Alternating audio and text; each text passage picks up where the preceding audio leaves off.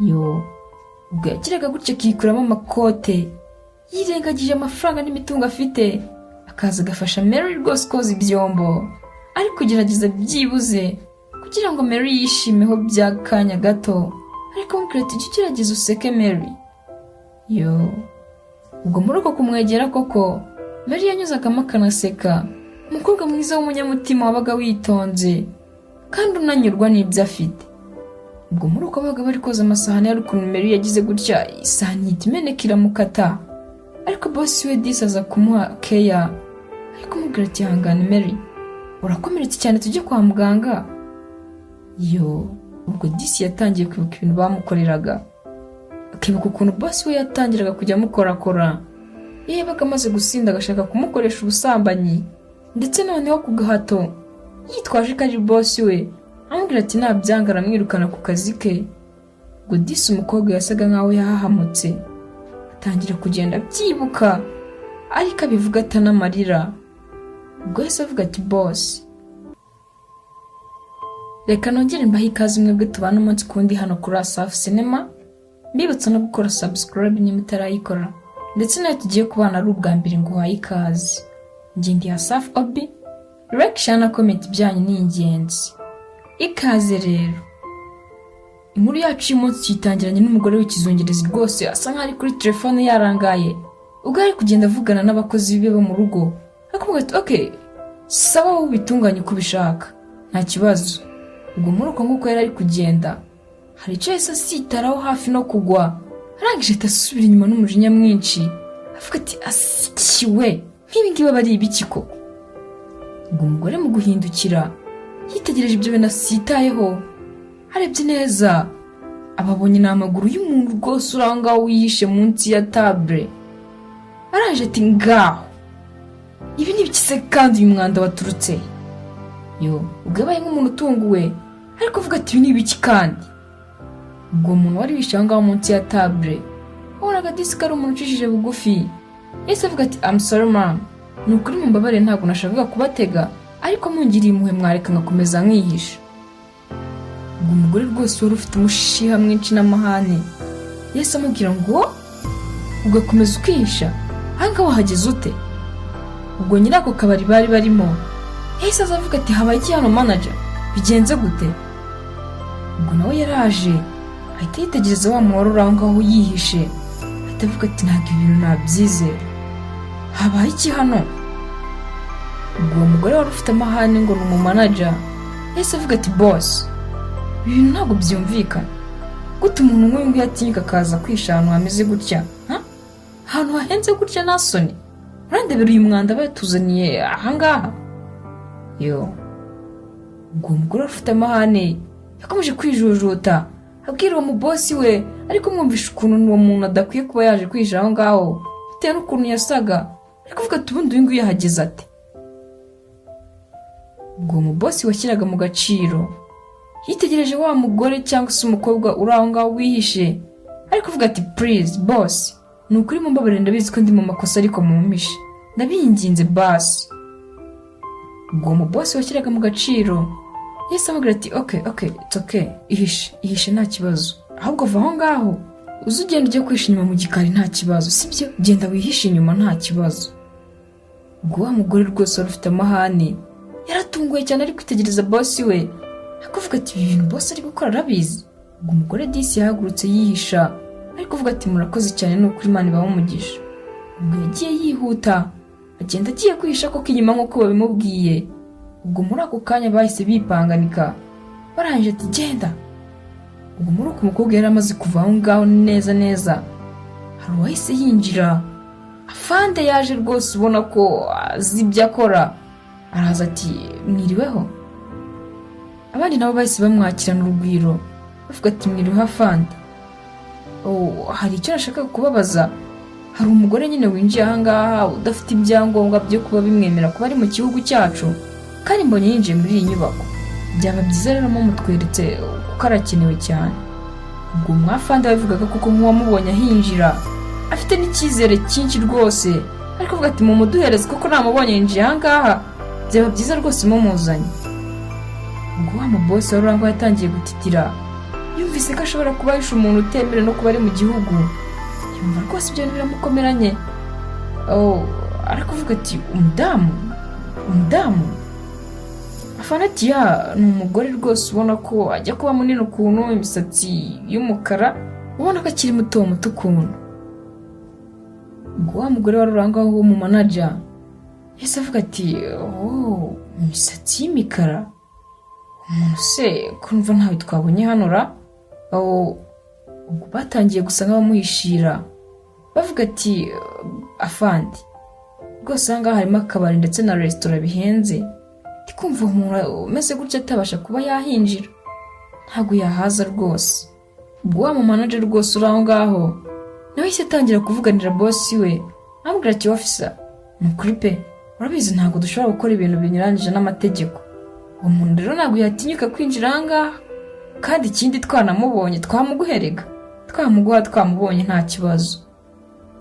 Kwa kundi n'ubundi abantu biriye igitsina gore cyumvwa mu office yose acisha make, kandi wabizi ko yamwiboneye, ariko avuga ati nta kibazo, ubwo muramutse mumubonye nta kibazo mwatumenyesha.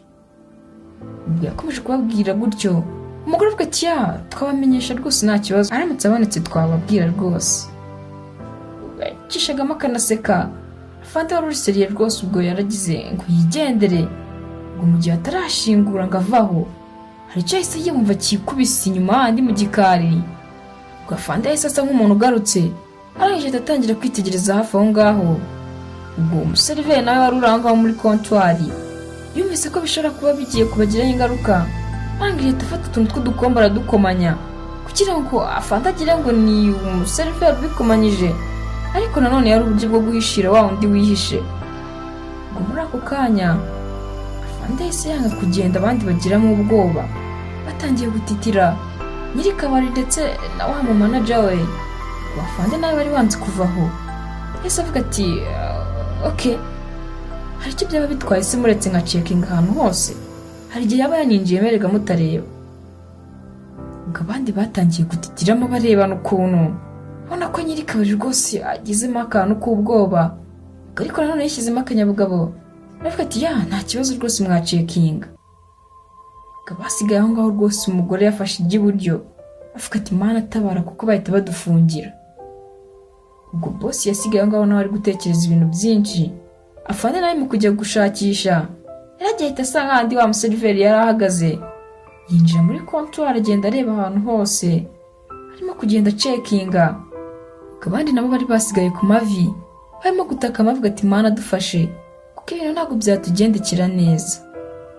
Ubwo Afande yakomeje kugenda ashakisha, ari kugenda areba ahantu hose, yageze gutya ahita areba inyuma y'urugi neza hahandi umukobwa yakase.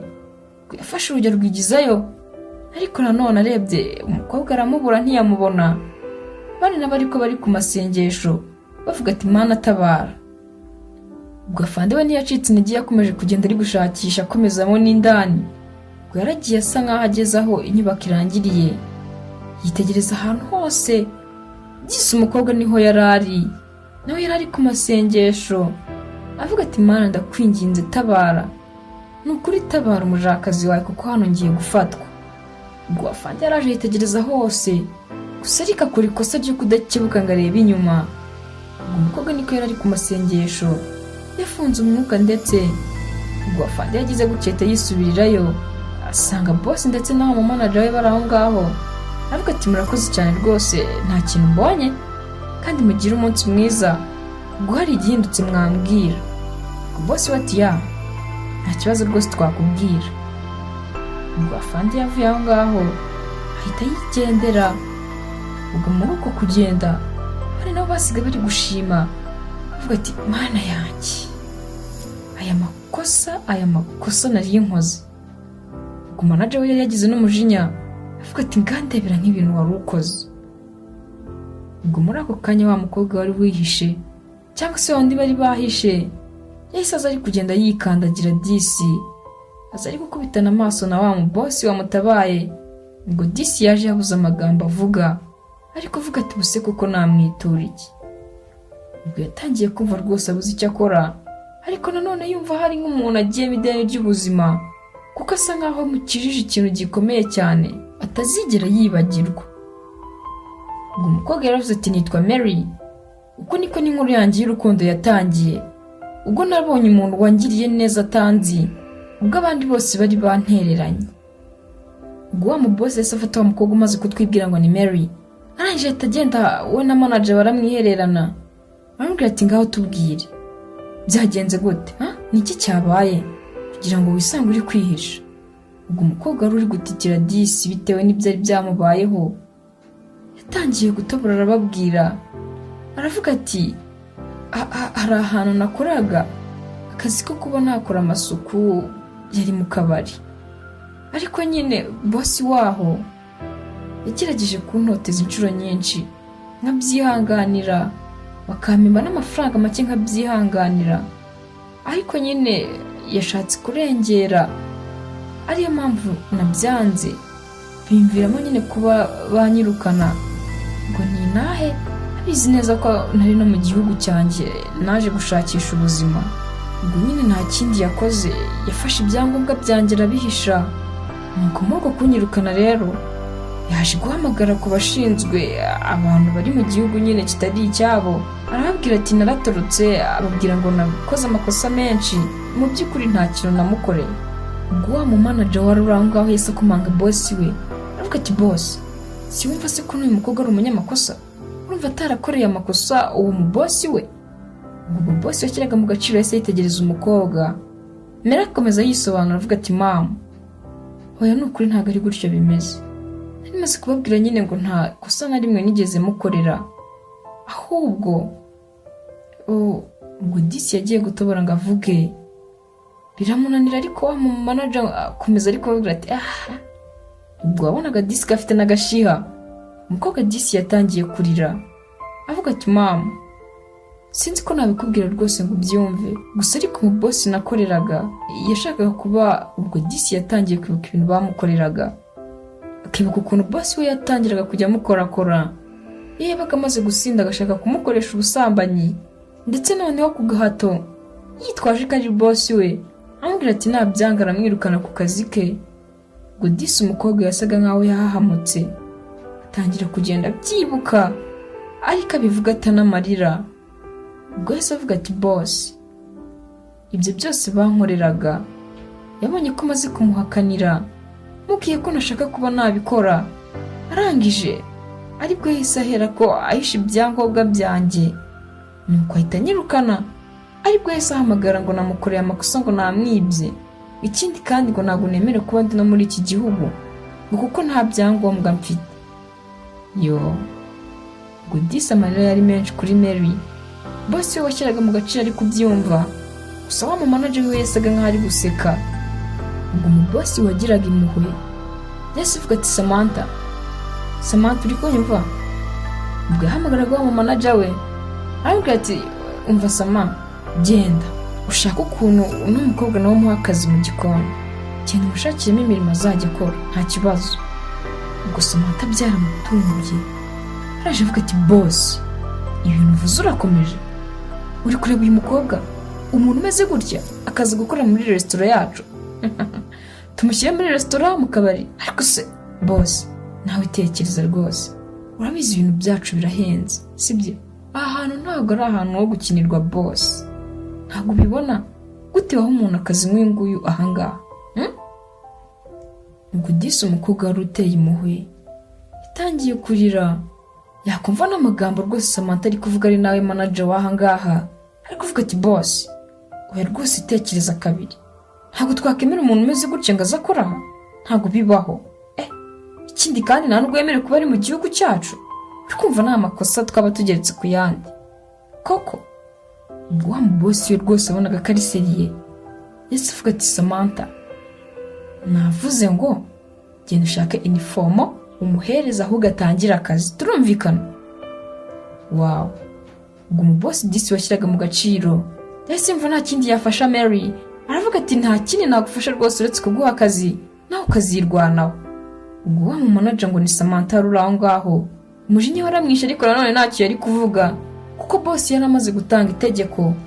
Ubwo Samantha koko yaragiye gushakira umukobwa inifomo kugira ngo anatangire akazi. Ubwo umukobwa Disi wari uri aho ngaho yakomeje kwitegereza umuntu uri kumugirira neza atamuzi, ariko avuga ati si koko mana, abantu bagifite imitima nk'iyi ngiyi baracyabaho gute? Abantu nk'aba koko babuze. Ubwo Disi yakomeje kwimajina ibintu, ariko avuga ati si koko namukorera iki? Ni iki nakora kugira ngo mwiture?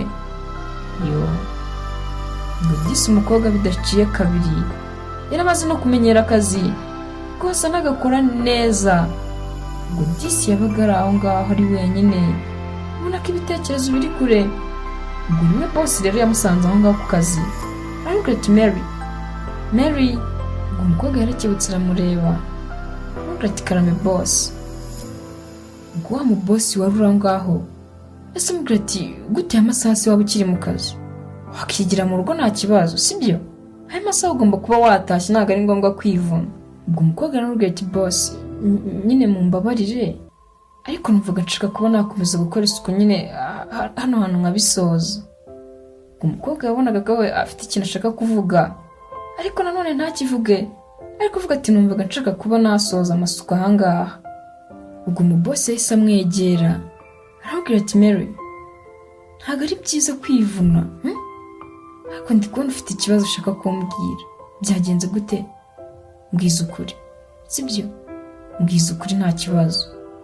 Ubwo umukobwa Disi wari buzabihera yafunze umwuka, araje amubwira ati boss, mu by'ukuri uko ndeba aha ngaha ntaho kuba mfite, kuba ndi aha ngaha mu kazi aya masaha ntabwo ari izindi muhe, ni ukugira ngo byibuze amasaha y'icumacume kugira ngo nze kuza kujya kurara mu muhanda nta muntu mbonye. Ubwo Disi umukobwa yazaga mu kazi agakomeza gucumacuma amasaha bukira kugira ngo ajye gushaka aho arambika umusaya, byibuze ari nijoro ntawe uri kumureba. Mbega agahinda k'umwana w'umukobwa. Ubwo bosi we byamukoze ku mutima, aravuga ati Mary, ni gutyo bimeze? Kubera icyo utari warabimbwiye na mbere hose? Ubwo bosi we Disi wabonaga ko ashyira mu gaciro ndetse nicisha bugufi, aravuga ati kuki utabimbwiye na mbere hose? Kubera iki? Ese urantinya Mary? Ngo bivuze ko ngiye nkoresha umuntu udafite ahantu aba akora muri resitora yanjye? Ntabwo bishoboka Mary, kuki utabimbwiye na mbere? Wa mukobwa ngo ni Samantha wafuhiraga niba ari no gufuha, wabaga afite akantu k'akajinyori. Ubwo yaje gucece ari kumviriza ikiganiro bosi we ari kugirana na Mary. Ubwo yaje gacece bucece, arangije ahita atangira kumviriza, yumva ukuntu bosi ari kumubwira ati Mary, ntabwo nakumva ukuntu utigeze umbwira ibyo bintu byose. Haguruka. Ubwo Mary yahagurutse n'undi yiyakiriye, ariko uvuga ati ndabyumva n'ubundi bagiye kunyirukana kuko ntabwo ashobora kuba yakoresha umuntu utagira ahaba. Ubwo umukobwa agahinda karamwishe, n'ubundi yumva ko agiye kwirukanwa bitewe n'uko ntaho kuba agira. Ubwo wa mubosi we nta kindi yakoze, yese yikora mu mifuka, arangije atazamura imfunguzo nyinshi, aramubwira ati Mary, mfite departema nini njyewe, nta kibazo rwose, ukase hano inyuma hariya mu rugo niba uhazi, mfite ayandi mazu rwose ku ruhande, nta kibazo, ntaguha imfunguzo ukagenda, ntabwo wabura ahantu sibyo? Hari imiryango myinshi kandi hari buri kimwe cyose ukeneye, nta kibazo rwose wahaba. Gusa ariko nanone utanabikunze ko uba hafi y'akazi, nta kibazo, nagushakira indi nzu hirya hitaruye akazi, gusa ariko naho nta kibazo. Ubwo umukobwa byaramurenze, ari nako manager ari kubyumva ngo ni Samantha, yumva akajinya rwose kari kumurya, arangije akitegereza ukuntu bosi we ari guha keya Mary, ari kumubwira ati Mary, ihangane no kuri pe, akira zina mfunguzo, ndabizi ntabwo uraza kubura imiryango ubamo kuko mfite amazu menshi hano hafi. Ubwo Samantha karamuriye, akajinyori karamurya. Ubwo muri uko bosi we yari guhereza Mary imfunguzo, ubwo Mary ntiyabitinzeho cyane, yese yumva nyine ko ari umutima mwiza bari kumwereka, cyangwa se ari urukundo bamweretse. Ibyo byararangiye, ariko Samantha rwose we yabibabariyemo, ntabwo yabyishimiye habe na gato. Gusa ariko nanone Mary we byungukiramo kuko yabonye aho aba. ubwo minsi yaricunye n'ubundi akazi karakomeza, ariko Mary rwose ubona ko akamurari katari kagaruka bitewe n'ubuzima yagiye acamo. Ubwo boss we yageragezaga kumuba hafi, akaza akamwegera mu masaha y'akazi ari kumubwira ati Mary umeze neza. Ubwo boss we yajyaga agira gutya, akaza akegera umukobwa Mary akamubwira ati ntabwo nakishimira rwose ko buri wenyine, basi jya unyuzamo ariko unaseke. Ubwo yagiraga gutya akikuramo amakote yirengagije amafaranga n'imitungo afite, akaza agafasha Mary rwose koza ibyombo ari kugerageza byibuze kugira ngo Mary yishimeho by'akanya gato, ariko amubwira ati jya ugerageza useke Mary. Ubwo muri uko kumwegera koko Mary yanyuzagamo akanaseka, umukobwa mwiza w'umunyamutima wabaga witonze kandi unanyurwa n'ibyo afite. Ubwo muri uko babaga bari koza amasahani yari ukuntu Mary yagize gutya isahani ihita imeneka iramukata, ariko boss we Disi aza kumuha keya ari kumubwira ati hangane Mary urakomeretse cyane tujye kwa muganga. Ubwo umukobwa yarabyitegerezaga Disi akumva biramurenze, akumva birenze ubwenge bwe, akavuga ati umwanya ndimo ntago ari uwanjye. Ubwo boss we yajyaga anyuzamo akamwirebeshwa ukuntu amubwira ati Mary umeze neza. Ubwo umukobwa Disi yasaga nk'aho afite akamorare amubwira ati yego boss meze neza kandi rwose Imana ibaha umugisha. Ubwo umukobwa yakomeje kwitegereza ko yari guhabwa na boss we, atangira kugenda abitekerezaho cyane. Ubwo boss we Disi nawe yasaga nk'aho yatwawe n'umukobwa. Ubwo buri wese yabaga ari gutekereza ibye ku ruhande rwe, umukobwa akitegereza umusore cyane ndetse n'umuboss we ari kubyitegereza. Ubwo Disi umukobwa yatangiye gutekereza ukuntu boss we aba yemeye akicisha bugufi akaza kumufasha no koza ibyombo. Disi akabona ntabwo ari ibintu bisanzwe. Ubwo boss we yaramwitegereje cyane ubona ko ashaka nko kumusoma, nuko muri ako kanya telefone birasonye arangije ahita yikanga.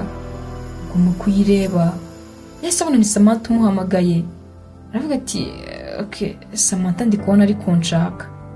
Sawa ndaje mu kanya sinzi kandeba ikibaye. Ubwo Mary wabonaga ko atangiye gufiringa kuba ari kumwe na boss we amuba hafi, yamaze kuva aho ngaho atangira gutekereza ibintu byinshi. Ubwo muri ako kanya boss we agitsimbura agenda, inyuma ye hahise haturuka Samantha asanga umukobwa Disi arimo kwisetsa avuga ati ntabwo nabyizera. Ubwo muri ako kanya Samantha yahise avuga ati ibice utakizera niko cyaba ko ndebe hano muko nibice utakizera. Ubwo Mary yahise ahindukira abona ni Samantha wa mu manager wangaha ku Disi yari agakino akinnye wa mu boss we amubwiye ati banguka hano ndi kugushaka byihutirwa, kumbi yari kugira ngo yihanangirize no mukobwa. Ubwo yahise aza ari kumubwira ati mva muko cyakuzanye no kuba waraje kuntandukanya n'umugabo wanjye. Ubwo Mary yahindukiye ari guseka avuga ati mama ibiki uri gushaka kuvuga nuko Samantha ati wabimenya se ese uri kubona ari urundi rukundura cyangwa nuko ashaka kuryamana nawe gusa nawe akakujugunya niko uri kubona uri mwiza ku buryo wakurura umukire nk'uriya cyangwa nuko ashaka nyine ko muryamana gusa nta n'isoni siko utagira ubwenge muko ako navuze byinshi nawe ibyabaye urabizi ntabwo wabibonaga. Umukobwa Disi koko yasubije ubwenge inyuma atangira kwitekerezaho no kwimenya, aravuga ati kandi ko ashobora kuba ari byo bintu afuka asinzeho, nanjye ntabwo numva ukuntu nakurura umukire nk'uri mwemera akicisha bugufi nka kuriya akemera akansanga mu gikoni ari umukire nk'uriya gute koko. Ubwo Disi yatangiye kugarukira Samantha koko ari gutekereza ko bishoboka ko boss washobora kuba ari byo amukurikiyeho nawe. Gusa Samantha nawe yakomeje kumujya mu matwi amubwira ati none se reka nkubaze uri kumva hari ikindi kintu agukurikiyeho nta yindi mishinga rwose agufitiye muko nta kindi. Ubwo Mary Disi yagize umujinya kandi koko atekereje neza yumva ashobora kuba ari byo. Ubwo nta kindi yakoze, atangiye gutekereza ibintu byinshi, tekereza n'ubuzima yabayemo ndetse n'abantu bandi bagiye bahura, yumva koko ni kuri byagiye bitangira.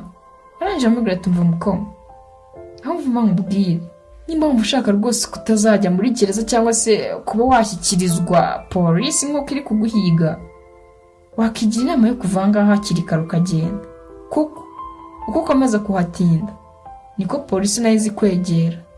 Ubwo umukobwa yabitekerejeho yumva umutima utangiye kumurya, nuko Samantha nawe akomeza kumukina ku mubyimba amubwira ati ufite ubwoba, ndi kubibona, ndabona ufite ubwoba, ariko nyine reka nkubwire, aho kugira ngo uzanware umugabo wagenda rwose ukambwira aho ngaho, kuko ndabona bosi we nta kindi kintu agamije.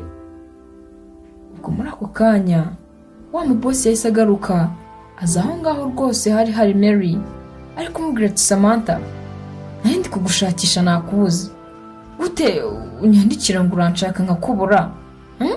Habaye iki? Ubwo Mary yatekereje neza ibintu bari kumubwira, arangije afata ka gashapure yasaga nkaho yambara ku kuboko ahita agaturitsa, arangije ahita yigendera yirukanka kubera umujinya mwinshi, ariko avuga ati koko ubuzima nta muntu wo kwizerwa n'umwe ubaho, kuko abantu bose babaye bamwe, ndetse n'uwagerageje kwizera abafite ibindi bintu yishakira, arangiza akongera akakujugunya gutyo gusa akakuta ku gasi. Ubwo Mary yirukanse gutyo asiga abandi baguye mu kantu rwose batazi iyo biva n'iyo bijya. Ubwo muri ako kanya umukobwa yagisohoka muri ya resitora, yabaye akigera ku muhanda ahita yongera kubitana na wa mubosi we, yaciye inyuma ari kumubwira ati Mary, ntabwo nakumva ukuntu wirukanse kuri iyo uragenda, habaye iki? Bigenze gute? Ubwo Mary yaratoboye aramubwira, aravuga ati boss. Ubwo boss we yahise amubwira ati no Mary, nitwa John, basi icyo umpamagara John nibyo binshimisha, waza ukambwira uko bigenze, habaye iki mukobwa mwiza? Niki kiguteye kwirukanka? Mary, basi nyemerera uze kuza dusangire ifunguro rya nimugoroba, umbwire ikibazo ufite, hari ibindi bintu ujya umpisha Mary. Ubwo John yabivugaga ari kugenda amwegera, agenda rwose gake gake ari kugenda yegera umukobwa, ariko amubwira ati Mary, sinzi ikintu cyari gitumye agenda, ariko nari ngufitiye surprise Mary, wanyemeje byibuze ukaza tugasangira. Umukobwa mwiza, umukobwa wihesha agaciro, ubwo yasaga ari kugenda amukora mu misatsi, ariko amubwira ati Mary, urabisura umukobwa mwiza, ntabwo nakumva ukuntu uri kumpisha ibibazo ufite Mary, ubona nafite ubushobozi bwo kuba nagufasha. Ubwo nguko bosi we yari kugenda amubwira ayo magambo, ariko ari no kugenda anamukora mu musatsi. Ubwo umukobwa yahise atekereza ibyamubayeho mbere na hose, icyamutandukanyije na bosi we w'ubushize, ko ari uko nawe yashakaga kuba yamukoresha ibyaha ku gahato. Ubwo Mary yatangiye kubitekereza, yibuka ukuntu bosi we wundi yashakaga kujya baryamana. Ubwo Mary nta kindi kintu yahise akora, yahise avuga ati bosi, njye ntabwo nshaka kuryamana nawe, turumvikana? Umukobwa yahise akuramo arirukanka, agenda yirukanka, bosi we ahita agwa mu kantu, avuga ati what? Mary, ubwo byaramutunguye rwose kumva amagambo Mary yari avuze, njyewe ntabwo nshaka kuryamana nawe, abikurikije na bya bindi Samantha yamubwiraga, avuga ati ese uri kubona hari ikindi kintu agukurikiyeho kitari ukuryamana nawe? Uri kubona ufite ubwiza bwakurura umukire nk'uri? Yo, disi umukobwa yari yarahuye n'ibigeragezo byinshi, ariyo mpamvu koko yagiye abona utuntu dutoya, bigatuma atekereza ko koko bosi we nawe ashaka kuba yajya amusambanya. Ngo nta kindi yakoze, yahisemo kwigendera, aravuga ati nako kazi karorera ariko nkaharanira icyubahiro cyanjye. Ubwo bosi we yasigaye aho ngaho rwose yatunguwe, ari kwibaza ibyo bintu, kuvuga ati mana yanjye, ntabwo nakumva ibintu ukuntu bigenze. Ubwo umukobwa yagiye inyuma ararira, ariko uvuga ati ese ibi ni ibiki, iyi si nzayibaho gute? Ubwo muri ako kanya umukobwa akicaye aho ngaho, yagiye kubona polisi iraje, asa nkaho afite amakuru, aza agana ahantu neza Mary yicaye, ahita amubwira ati niko muko, ubu noneho ndagufite ntabwo urancika. Yo, umukobwa disi byaramucanze, polisi ikomeza imubwira ati ubu ngubu ndagufite, byarangiye ibyawe, wahaguruka ahubwo tukagenda. Ubwo koko Mary yakomeje gutekereza ibintu byinshi, ahita atangira kumva ko abantu bose ari bamwe, ariko avuga ati ubwo yanze kuba yaryamana na wa mubosi we ngo ni John, nawe ahisemo kwita yamuteza polisi, ariko avuga ati koko abantu bose babaye kimwe. Yo, ibitekerezo byabaye byinshi, muri ako kanya hahita haza Samantha, ariko avuga ati afande none si koko muramujyanye. Ubwo yasaga nk'aho ari kwiyerorotswa. Araje amubwira ati Mary nukuri rwose tubabarire ariko nari narabikubwiye. John kuba kugambaniye rwose nta rundi rukundo. Nabikubwiye kuva ryari? Nta rundi rukundo yari agufitiye. Umukobwa byaramurenze. Arangije aravuga ati n'ubundi kubaho meze gutya muri ubu buzima birutwa nuko najya gufungwa nkamenya ko apfunzwe ariko rwose ntari kuba mu buzima nk'ubu bushariri. Muri ako kanya Samantha wari warafushye yahise amubwira ati ngashyira hano imfunguzo z'inzu rero ya John turumvikana. Ubwo koko Mary yakoze mu mufuka atanga imfunguzo z'ahantu yabaga azihereza Samantha ari wowe uri kuzimwaka. Ubwo yahise amubwira ati afande nta kibazo rwose tugende nemeye gufungwa. Ubwo yishyize imbere aravuga ati nta kibazo nyambika amapingu tugende n'ubundi kugira mbeho mu buzima nk'ubu ngubu byarutwa nkajya kwibera muri gereza byibuzeho wasanga hari amahoro. Ubwo muri ako kanya bari gufata Mary basa nk'aho bashaka kumwambika amapingu. Ubwo boss we yahise aturuka hirya ahamagara avuga ati Mary. Ubwo mu kugira aho ngaho Mary yari azi ko ari yahise atungurwa no kuhasanga polisi ndetse na Samantha. Ahita atungurwa cyane agwa mu kantu avuga ati hano habaye iki? Ntabwo nshobora kwemera ko Mary agenda rwose. Afande ntabwo nshobora kwemera kujyana na Mary. Ubwo Mary yaratunguwe mu gihe yari azi ko kandi boss we John ari we wamugambaniye. Arangiza ari kuvuga ati ntabwo nshobora kwemera kujyana nawe.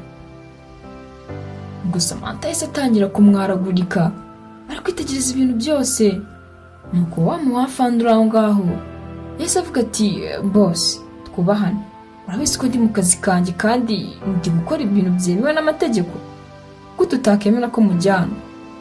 Ubwo wa boss ngo ni John yahise avuga ati afande ariko nawe ni uburenganzira bwe bwo kuba yakora ahantu ashaka.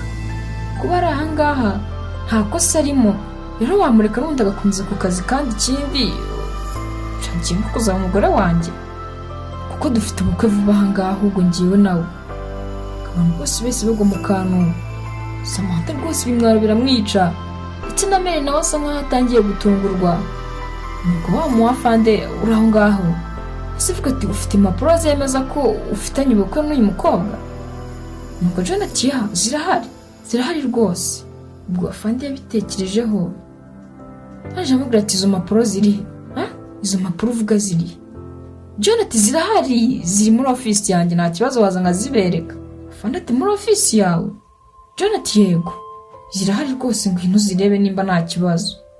Ubwo afande yumvise ko bishobora kuba ari byo aravuga ati okay nta kibazo. Ndetse kumukira avuga ari kwijyana.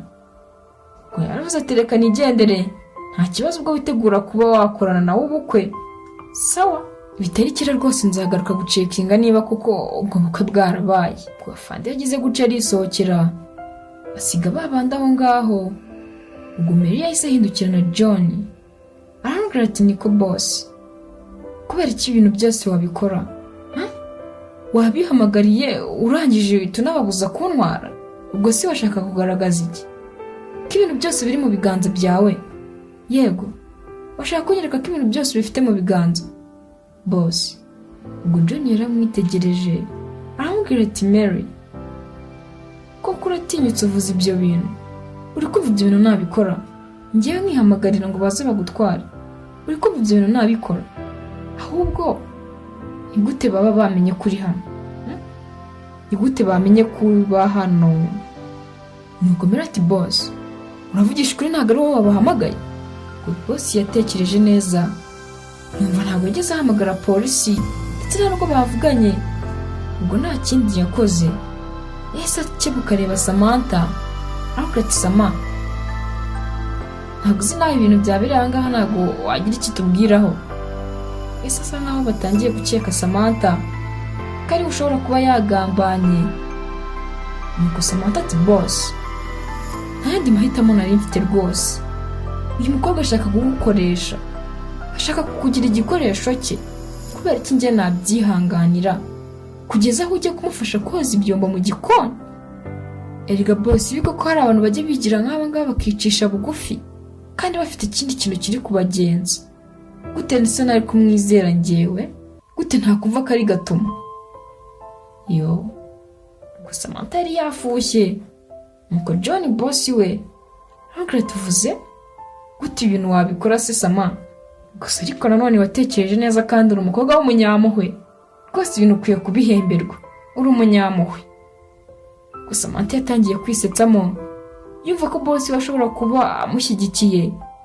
Nuko boss we atavuga ati gusa ariko nanone Sama, kuri iyi nshuro ho ukoze ibintu bibi ntazigera nkubabariraho na gato. Nta soni. Uzi ko se bigiye kukuviramo kwirukanwa? Sama, urirukanwe ku kazi noneho. Turumvikana? Ubwo Samantha yaguye mu kantu.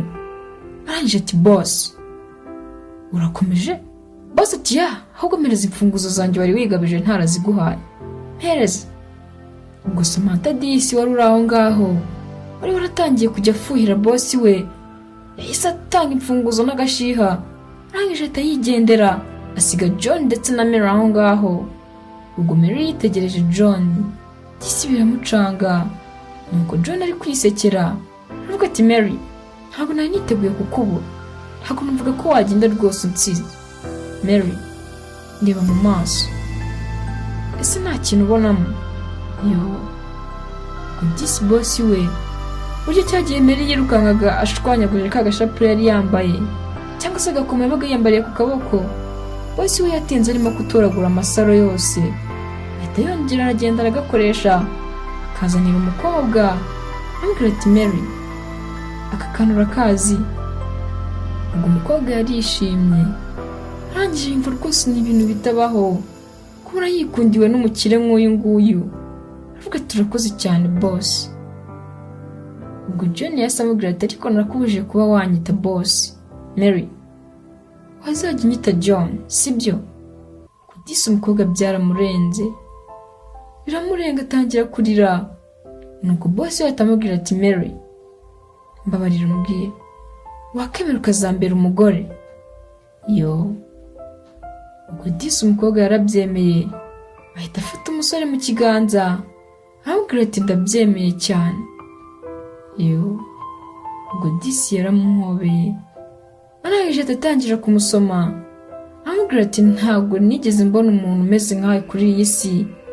Umutima mwiza ndetse n'uburyo wita ku bantu. Ntabwo nakitesha umuntu umeze nkawe boss. Nako John, ndagukunda byuzuye. Yo. Ubwo disi John nawe yaratangiye kwikundira Mary. Yumva ko nta wundi muntu akwiye gushaka utari Mary bitewe n'umutima mwiza yari yaramubonyeho. Ariko uvuga ati ni wowe muntu wanjye, ni wowe muntu rwose nabonye numva ibyishimo n'umunezero, ni wowe muntu rwose ngomba kuzaba mama w'abana banjye.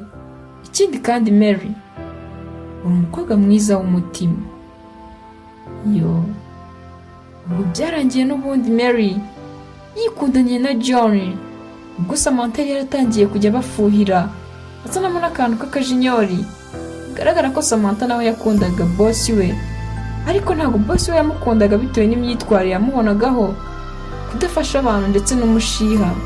Ibyo bintu byatumye boss we adakundana nawe. Yo. Disi kugira umutima mwiza ni byiza. John byatangiye rwose ari kwifashiriza Mary, ari kugira ngo areke iminsi yakicuma aho agakomeza kwishakishiriza ubuzima. Gusa bimuviriyemo kubona umugore mwiza w'umutima utazigera amubabaza na rimwe, ahubwo uzakomeza amuremera ibyishimo umunsi ku munsi. Mwakoze cyane kubana nanjye. Yari Asaf Obi. Kora like, share na comment niba wabikunze kugira ngo tujye dukomeza kubana umunsi ku wundi. Ndabakunda cyane. Dusubire mu y'ubutaha.